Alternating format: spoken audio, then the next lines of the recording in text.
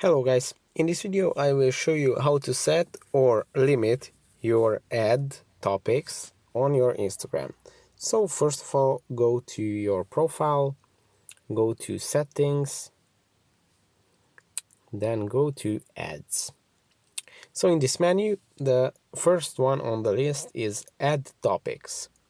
With this option you can limit the ads that appear on your Instagram in these selected topics, or any of these topics that you select. You don't have to select all of them. So these are controversial topics that may bother you, seeing a lot of advertisement for these topics, so you can remove them for your profile. These topics are based on feedback about people's ad experience. We will show you fewer ads about the topics you select. This won't affect the overall number of ads you see, so that's good to know. So here you can choose any of them.